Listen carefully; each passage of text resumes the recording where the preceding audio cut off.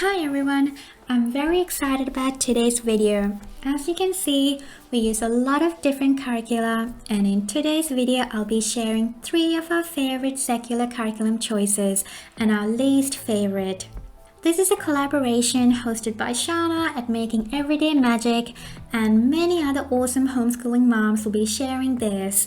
So please don't forget to check them out as well, and you can find the link to that playlist down below in the description box.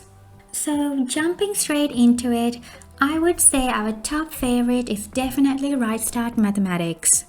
My son started RightStart Mathematics when he was around 3.5. He's 5 now and will be 6 later this year. He has been progressing through this curriculum quite well. Currently, he's somewhere in the middle of level C. One of the main reasons why we love this is because it's a hands-on, multi-sensory, game-based math program. My son is a very visual, kinesthetic learner, and this really suits his learning style. He doesn't like workbook, textbook style teaching approaches, so this works really well for us. This curriculum does have some worksheets, but as you can see, it's not a lot. It's just the right amount to track your child's progress. And it definitely stays clear of that drill and kill method. We are definitely committed to this program, and we love it so much that I actually went ahead and ordered the next level, which is this one right here. And my son is super excited to start this. Since we live in Australia, we need to meet the requirements of the Australian curriculum outline. So I actually wanted to see where he is according to the Australian standards. So I ended up buying all these Australian math books, and he was able to complete kindergarten, year 1, year 2 and year 3, and we are currently working through the year 4 math book. And he doesn't use a calculator either, even though a couple of these books say to use a calculator. I think RightStart Mathematics was definitely the right start for my son. It has given him a very sound understanding in math, and I'm really happy about it. Even if you're not using RightStart Mathematics, I still highly recommend their games book because it's just a fantastic and fun way to reinforce those important mathematical concepts. Anyway, moving on, another one of our favorites is History Quest. I have done a complete review of this curriculum before. I'll leave a link to that in the description box below, but yeah, this is such a great hit with my kids. It's fun, we love the projects, the reader, we love reading all the different picture books and doing all the different activities. I don't stick to the 5-day schedule because I like taking my time with each time period and adding extra activities and finding more picture books to read with my kids. And as an archaeologist, I would like to say that this is a very well done history curriculum, and especially so when compared to some of the others that I have come across. And we have also found that by doing this curriculum that my son really loves prehistory and ancient history, so it's really aligning with his interests. Third on the list is Lightning Literature. Grade 1 was a little too simple for my son, so we skipped that level and started with grade 2 instead. This is a great language arts program. It includes grammar mechanics, literature and composition, but it does not cover handwriting, phonics or spelling. So those are things that you will need to add on. My son already gets lots of handwriting practice, and he has already completed all the levels of handwriting without tears, so he's no longer doing a handwriting curriculum as such.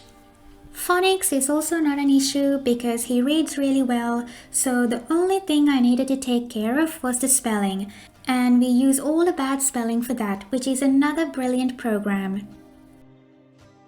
But anyway, getting back to this, I love the layout and the workload is not too overwhelming for my son or for me. It's designed to be completed over a 36-week period, and lessons for each week revolve around one picture book, so basically one picture book per week, and towards the latter weeks, chapter books are slowly introduced and they can extend over a few weeks. You need to have both the student workbook and the teacher's guide. The teacher's guide has all the answers, discussion questions, literature activities, and lots of helpful information. We love all the different picture books and we're thoroughly enjoying this. this is not all we do for language arts. My son does easy grammar and Beowulf's grammar in addition to lightning literature. And all of these together work really well for us. It's fun and engaging and keeps my son interested in what he's learning. So moving on to the least favorite thing, I would say it's these. Somewhat unfortunately, we are required by state law to cover the same topics as those that are taught in schools. My son actually loves geography and history, but he just doesn't like completing these workbooks. The topics in these books are very specific to where we live, but honestly, the way they're presented doesn't really captivate my son. I really believe in interest-led learning, and not having the freedom to just go with the flow as much as we would like to is incredibly frustrating. He's very much fascinated by ancient history, so what we're currently focusing on is getting through History Quest, and that's really amazing. And for geography, we are doing Around the World with picture books, and I added these as well to make it a really robust geography program. And this is what my son loves. So anyway, getting back to these workbooks, obviously the topics covered in here are important and need to be addressed. But the problem is they don't delve deeper into any of the topics, and that's one of the main issues we have with these. Year after year, only a very tiny bit of information is being introduced, and it just doesn't hold my son's interest. So he completes these at his own pace, and as you can see, technically speaking, he's in grade 1, but he has already completed that and moved on to grades 2 and 3.